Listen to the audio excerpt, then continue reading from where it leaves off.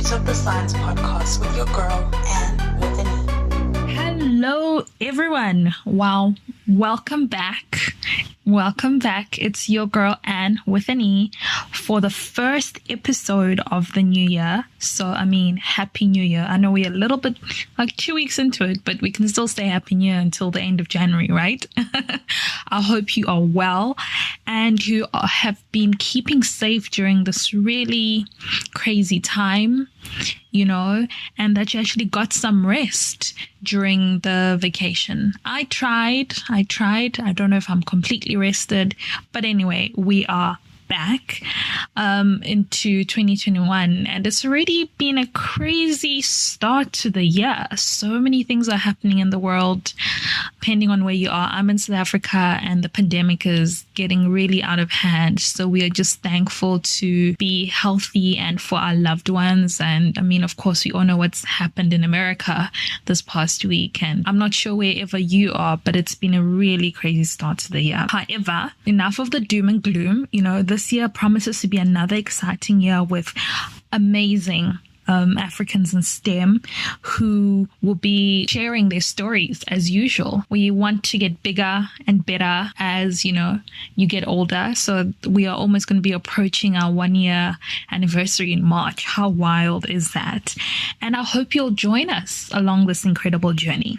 Now, back to today. My guest is Sophie Okolo, a science writer who is originally from Nigeria, but is now currently based in Washington, D.C. in the United States. In this episode, because she is our first guest of the year, and we're still in that new year, new me mix, we talk about goals versus resolutions. And Sophie tells us more about her goals for the year as we reflect on some of the lessons that we learned in 2020. We then discuss her journey from being a researcher to her transitioning into an area that allowed her to have more impact on people, and that's why she chose to do a master's in public health. This led her to get into the work of aging, and then this helped birth the start of her own website, an award-winning website, mind you, called Global Health Aging. Sophie has been a science writer and has got her bylines in many publications. Most recently, she became a writer for Forbes Science, which is an amazing accomplishment. She lets us know how this happened and gives tips and tricks to anyone interested in this field on how to get started. Tune in because we talk about all of this and so much more. Let's go. Hi, Sophie. Welcome to the show.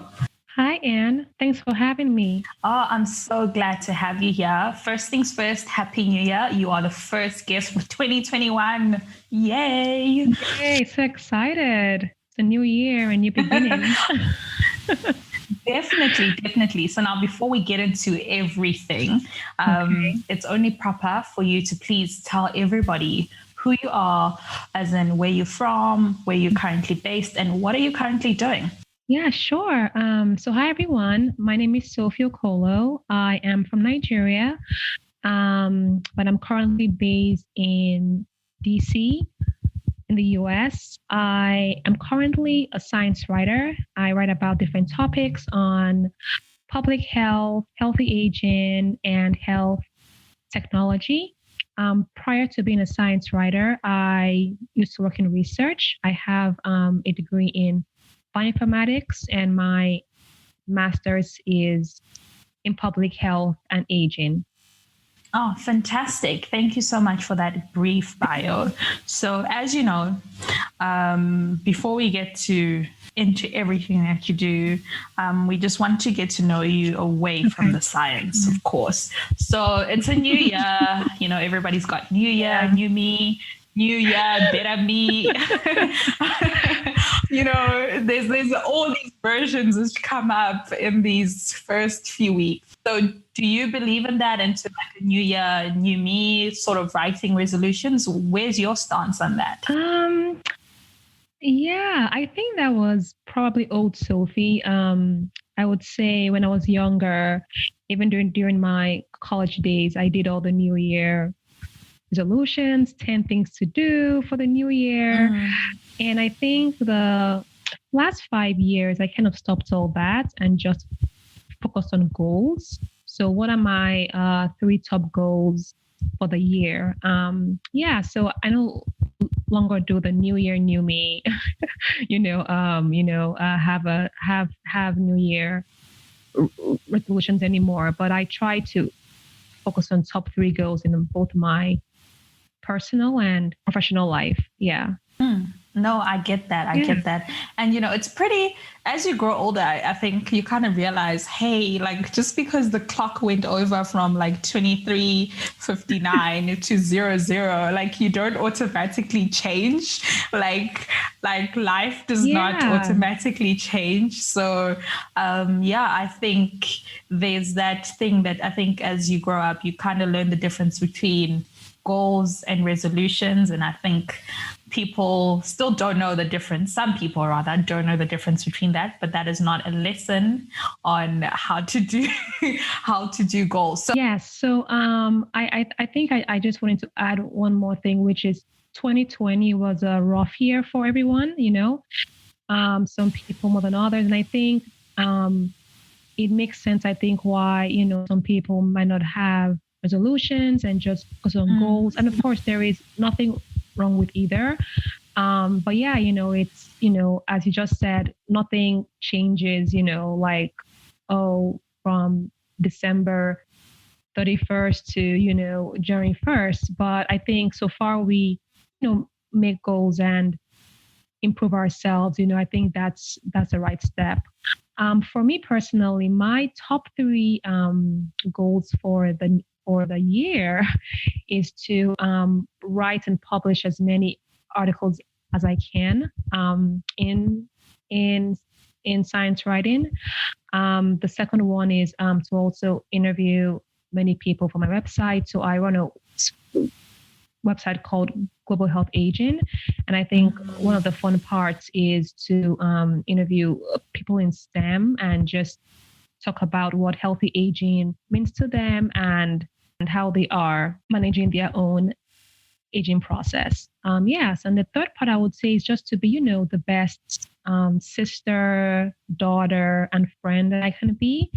I think in the past, I focused so much on my professional goals that now I think trying to focus also on the personals is even better and more important. So just trying to be, the best friend I can be, the best mentor, the best sister, and the best, just the best person that I can be. Oh, I love that. And you brought in such an important topic that we've all come from a very rough 2020, and it taught us, I think it was a great eye-opener that you might have all of these plans or resolutions or goals, and sometimes things are not in our control. And I think everybody has learned this very hard lesson. Like if the pandemic has taught us this, it's that sometimes things are out of our hands, and we kind of just have to sometimes take things by the day, and you can't plan 6 months down the line. And I'm sure even when the pandemic came, we all thought, it's going to be done by like June. Like 2021 January, we still So it's a very hard lesson. And I love how you've said that your goals or your plans are more wholesome. It's not just only personal. It's now, it's not only professional. It's also got the whole personal value in terms of your family, your friendships. So those very important relationships, which I think were very important during 2020, right? Surviving 2020, rather. Totally. Yeah. I think the one thing that I learned from 2020, and I'm sure others too, is how our choices are removed, right? So when you had COVID start and the pandemic and all the lockdowns, people made plans, and now you see these plans like not happening, and you really have to hunker down and think about what's important, right? Like what's really key in this one life that we have. And and it's our loved ones, it's our friendships, it's just our mental health, emotional health and things like that. And I think that's what really 2020 showed us, or at least, yeah. So No, definitely. And as we looking back, I want us to go all the way back, right? I want to find out okay. how, you spoke that you are a science writer and you gave us a brief background in terms Yes. of your academic qualifications, etc., that you've got a master's in public health, bioinformatics, etc. So obviously, this is who you are now. I want to know how did you even get into this field? How did you land up here? What was the route? I think it's always quite interesting. Is it something that you always wanted to do? Were there some influences with some of these very important people who you spoke about? So, just give us the rundown from the beginning. Yeah, that's a long story. I mean, how many hours do we have? I'm just kidding. Yeah. But I can give you like a short, medium story. But anyway, so I started my career in bioinformatics. That was my first degree. It was a very tough and fun major to do. After that, I worked for a year in a university doing bioinformatics research, and I would say my whole life from college to that point was really having the sciences. I did like 2 REUs, what they call research experiences for undergraduates. By the National Science Foundation. And yeah, so I was just really having that, doing research there, presentations, and, just going on trips valuable to my work. And after that, I just realized that I really wanted to have more of an impact on people because I was spending so much time in the lab, and you know how it is, right? In science research, you run the experiments, they do go well, sometimes they don't go well. And I think I just wanted to just have more direct people contact. So I decided to get my master's in public health. And so I went to grad school for that. And I took courses in health policy, healthy aging, and racial equity. So it was kind of like a circular trajectory there. And but I still had my science part in it, and the whole public health even in my field. So after that, I worked in health policy for a few years, and I think at every job that I had, I always wrote a paper or an article. It's not something that I planned to do. It just kind of fell into my laps. And people would always say, hey, you write really well, or can you say it in this way, or publish here, publish there. And that's just how it just,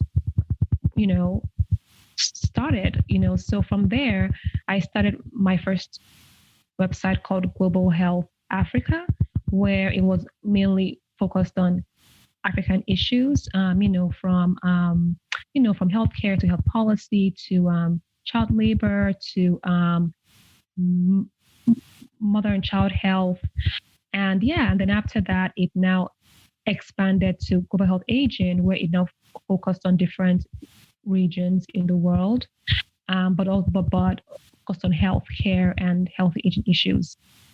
So I would say that's kind of how it happened, and then from there I would publish, in different outlets and things like that until the biggest thing happened, which is just probably a few months ago, where I became a Forbes contributor. So and now I'm in the thick of writing articles for them.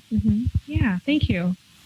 Thank you. Not something that I pursued or like, oh, I want to become a writer, or a science writer at that. It just happened. I think I do remember one time in college, I never liked writing. I was like, this is just really hard. Like it was so subjective, and who wants to even do this? So it's funny to see my life many years later, and I'm like, wow, I'm actually writing.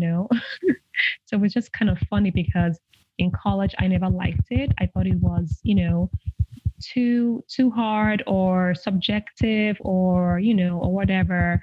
So it's funny how now I'm doing what I didn't like in college, but I love it. Yeah.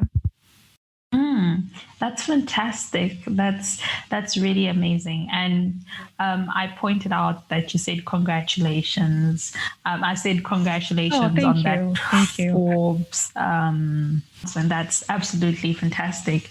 And some of your writing rather is kind of based on science and health tech, aging diseases like you mentioned, and your bylines have also been appeared in some really notable places such as Maths of Science, PBS, Next Avenue, and like we said, like that's really amazing. So you kind of gave us like a nice overview in terms of how you got to where you are here, which was really fantastic.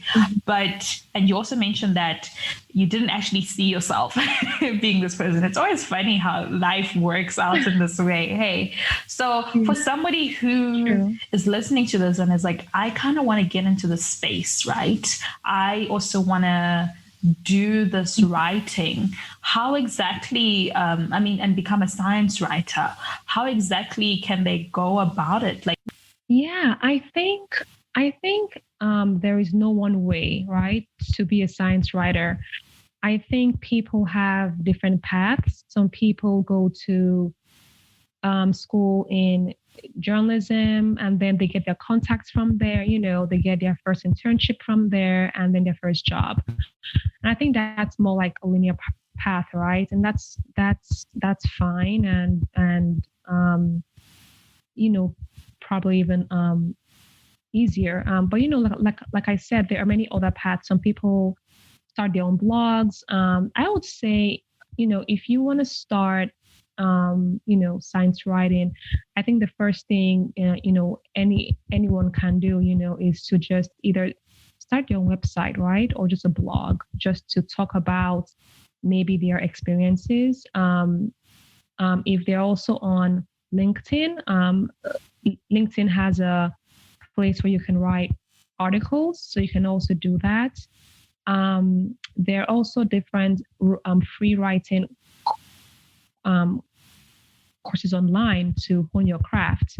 So, you can, from EDX to Coursera, you can go on there and just make an account and just learn how to, hone your craft there. But I think for me, what I did was at every job I had, it was my goal to publish an article. And I did not wait for even my bosses to tell me. I would just, ask them, hey, we are doing this great research or our work. Can I write about it? And, every place, right, wants the world, right, to hear what you're doing. So I always got, a yes. So I would just, write about it, on the company website, and that was it. So I would say just start in however you can. So whether that's an internship, whether that's on LinkedIn, whether that's going to school, whether that's having your own blog or website, and then from there, things will just open up, and as you even start to pursue other avenues, then so just and also apply to many things, so from fellowships to internships. And as you just mentioned earlier, massive science, right, is great. So they train scientists, to hone their crafts. And yeah, so that's one place that you can try or start with. Yeah, so it's so that's so there is really no one way or no one path. Everyone has their different ways of how they became a science writer, and but I can promise that it's not a boring journey. It's exciting, and just so far you keep on pushing and going for your goals. I'm sure that doors will open. Yeah. Definitely. I love how you said that. I think one just needs to start as simple as a blog or a website. I think that kind of also helps in building your portfolio, getting yourself out there, and it's really good. And with that being said, you spoke, we've kind of been speaking about what you do with global health, aging. The website that you have, which is actually an award-nominated website, just by the way. So, thank you. I just wanted to put just put it out there, in, put some respect on your name. Thank you. I just wanted to find out, with aging is not a topic that I think, well, from my own experience, you can correct me if I'm wrong here, that is really spoken about. It's something that's kind of like, it happens, whatever, and it just kind of gets pushed aside, like something that's really kind of forgotten. So I wanted to know, what was the thought process in you doing something and getting into this line of work and, putting all of your energy into this? Yeah, that's a great question. I always start with aging is not a sexy topic. It's not a sexy topic. Nobody wants to talk about it. People don't want to even know that they're aging, right? We see one gray hair, we like shriek about it, we dye it. We don't like wrinkles, and there is a huge anti-aging industry, right, that exists in the US and beyond. So I became fascinated with this topic as an undergrad in college. So during my time as a bioinformatics student, I took a course called Psychology of Aging, and I think that really blew my mind. I learned about the aging process. I learned about how older adults, are resilient, or think, or how our bodies are going to change. And I was like, why are people not talking about this? Or why do we really ignore this? And why is there so much aversion to aging? And I think it's because, there are different answers to that. And, I think it's just the way our societies view aging, and how, we are so youth centric, and how being older is not perhaps beautiful or lovely.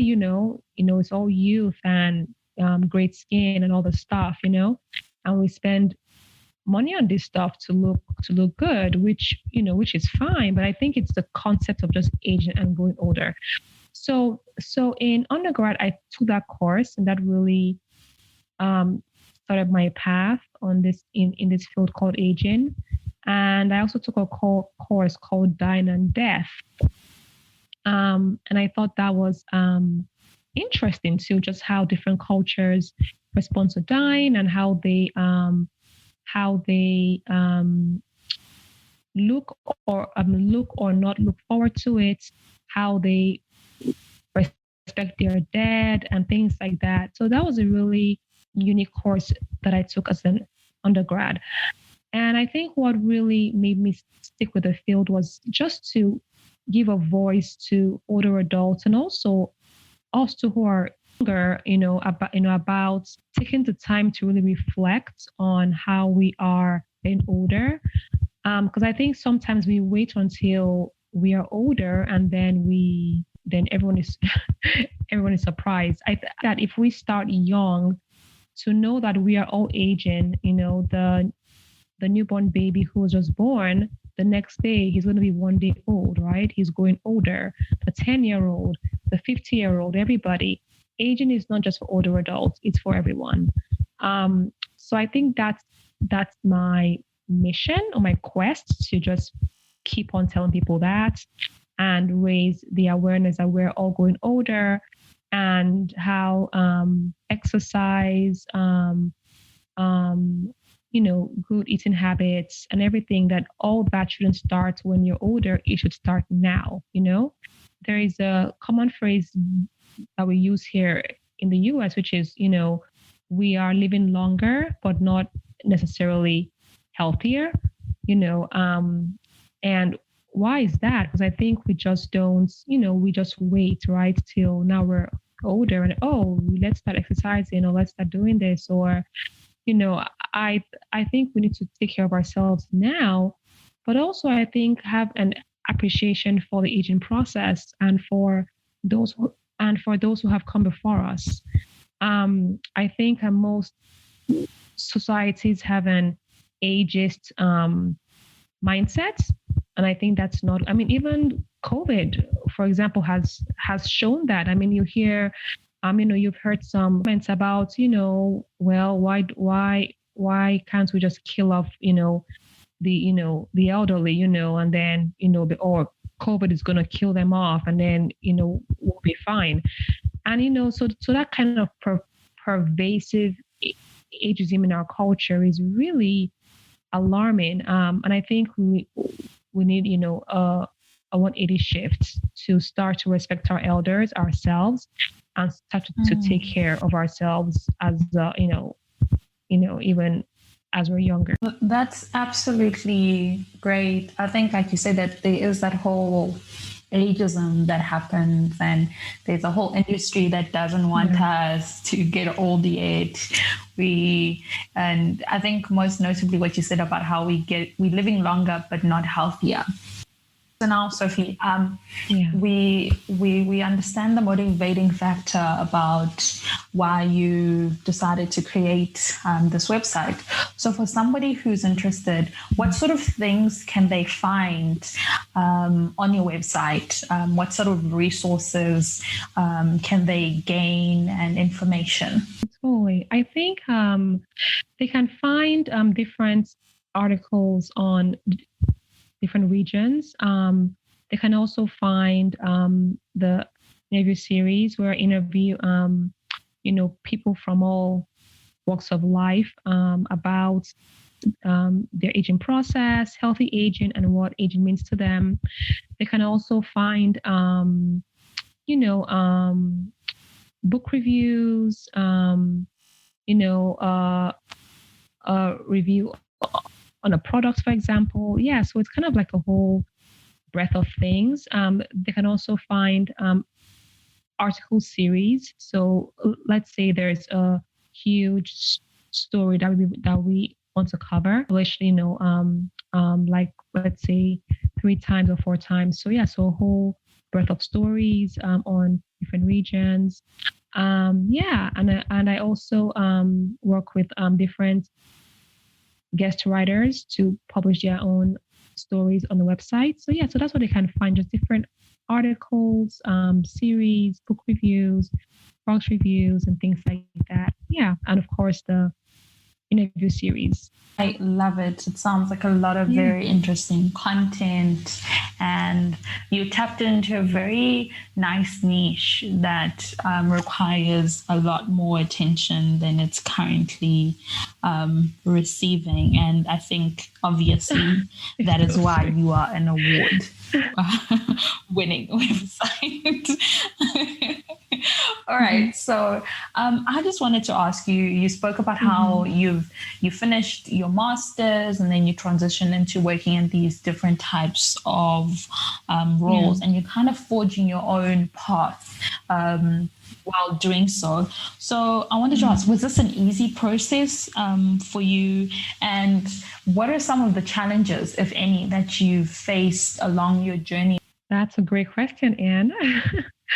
um, I I think that everyone has their own unique story, and I think for my own story, I like to give myself three words, which is compassion, dedication, and perseverance. And I think those three words are the words that have defined in my story. Doing a major in bioinformatics, as an international student, and just going through the highs and lows with that. From doing great research to doing two research experiences, but at the same time, experiencing, discrimination and prejudice. That was a roller coaster just going through all that. And I have little and big stories I can even say now or even one day when I'm ready, and some that I can't even say at the moment.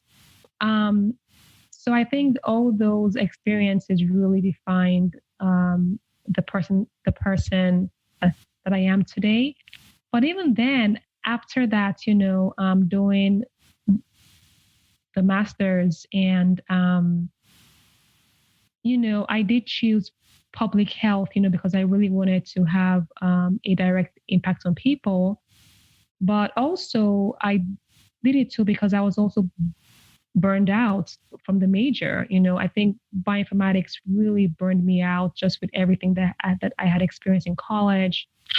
And public health, I think, was like the saving grace. I loved the major. I loved the classes. But of course, it also came with its own highs and lows too, right? Like everything in life. And I think those three things I mentioned, dedication, perseverance, and compassion, I think those three things stuck with me too and just helped me to go through that too. And I think, trying to get a job and, that whole process too. Before I got a job, actually, I had two internships in health policy in DC. So, going through that too. And then, every job that I had, I was either the only African person there, or like person with dark skin, or just Black person, so that also came with its own challenges. So all these things, that I've come to learn or appreciate about myself and the world. I think that's all makes me me, and I think that's also shows also just how I act with others. I have a deep what's the word? Deep love for people, and just people who go through things, and but also have their own highs and lows too. Because everyone has a very unique story, and you have no idea what someone is going through. So that's why I like the whole "be kind," campaign, or word, because so I think all those things have made me who I am today, and even leaving science research to now do science writing, and doing that now even on my website, Global Health Aging, and other things that I'm involved in. That I think that has taken just patience and resilience on my part, but also on the parts of people who also spur me on. Yeah. So people that I admire, from my family to friends to even people on Twitter who are, awesome like yourself. Oh, lovely. That's amazing. And you spoke of so many things about being, I think, which many people can relate to, being the the one of the only few people who look like you, who sound like you, and it must be really hard, but you've overcome and you have done it. And I think this is why I love speaking to people upon these type of things, because sometimes one can feel like it's only happening to them and they think it's impossible to move past. But I think hearing somebody talk about these real issues who from their view is well established, is doing really great things, and you're like, oh my goodness, if Sophie can do it, I can. And I love how you were really open and honest and sharing about everything that you've had to overcome. Because I think, it's never easy. It just looks pretty from the outside, but it's definitely never easy. And with that being said, I just wanted to ask you, what sort of advice would you give somebody who aspires to do what you do, or is just interested in the field of what you do? What sort of, in closing, the last golden nugget? Yeah, I think aging is a big field, and it's a field that is really important. I think, I would tell people to stay focused on their goals, and even if that changes or something happens and it looks different, that's okay. But just continue moving towards your goals.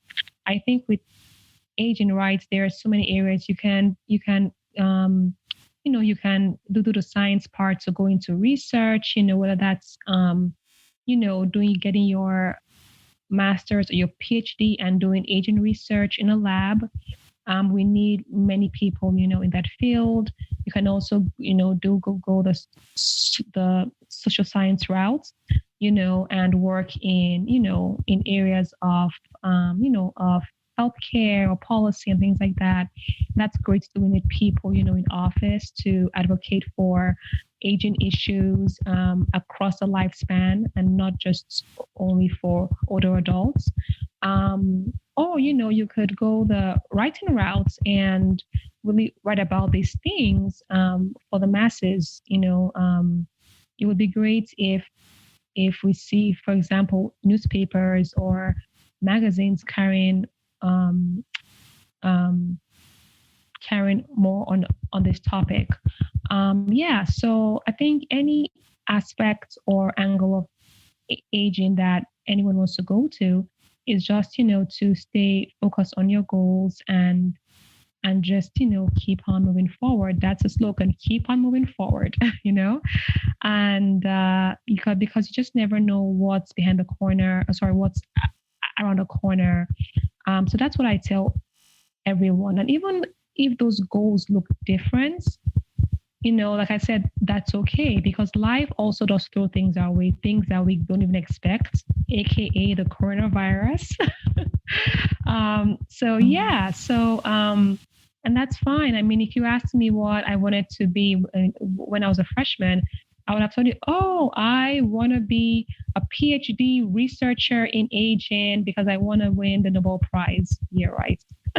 But I mean, that was my dream goal in my own head, at that point, when I did not even understand what it means to work in a lab, for many hours. But then when I said to do that, I didn't like it. So that's what I'm saying. Like, things change, I still remember one time when I really wanted to work in global health, and I took an internship in it, and I was like, I didn't like it. So I think, moving forward and just trying different things as you stay focused on your goals will let you know if you like something or don't like something, So for example, you've been doing this amazing podcast, right, where you interview people, and someone else could do this. I might say, you know what, I don't want to do podcast. I don't like it. But at least they've tried it, right? And they didn't like it. And they choose another medium. So that's just what I tell people. Just, try things as you're staying on your goals. And, you'll you'll come to your sweet spot. Oh, love it. Thank you for that awesome advice. And I think you said it so well that just because somebody does something in a certain way, it doesn't mean it's going to work for you. You kind of need to find what works for you, even if it's something that hasn't been done. I think that's even better. It's scarier. Yeah, no, it is. It's scarier, but I always tell people that there is space for everybody. I know people always think, oh, this space is saturated or whatever, and things are not. But I think just finding your niche, that's the main thing, Yeah, there are websites, there are articles, there are blogs, so people in aging or health. But if you find your niche and you're passionate about it, that's your space, so there's space for everyone. And I think that we need to remind ourselves of that, and go for our dreams. And again, never give up. So those are my two slogans: never give up and keep on moving, and take a break. Take a break if you need to. That's important. Slogans. Yeah, you're right. That's a third slogan. Take a break. Because it's not just because all work and no play makes Jack of dull boy. That's a phrase from childhood. But yeah, take a break. Because this life is really interesting and it can throw things at us, but we just have to keep on moving forward, taking breaks, and try not to give up. Yeah. Oh, fantastic. Thank you so much for chatting with me. I had a really good time, and I think we learned something different. And I think this can be somewhere where somebody can look more into and they can check out your website. Please just tell us your website address, and I'm going to put the details though, but just for somebody who's listening in the meantime. My website is globalhealthaging.org. So GLOBAL healthaging.org. It's also on Twitter and Instagram and on Facebook at the same handles. I'm also on Twitter, so I'm at Sophie Okolo, SOPHIE OKOLO. And I'm also on LinkedIn if anyone wants to connect there. And so those are the ones I know. Yeah. Catch Sophie out on those places. She's absolutely amazing. And if you DM her, she's really nice too. Speaking from experience. I try. Yeah, so thank you for taking the time, Sophie. It was fantastic having you on. Well, you're welcome. Thanks for having me. This was great, and I hope you have a wonderful new year. Yeah, definitely. And for everybody else who's listening, thank you so much for tuning in to our first episode of the new year. Wishing you all of the best. And this is Anne, your girl, Anne with an E. Until next time, goodbye.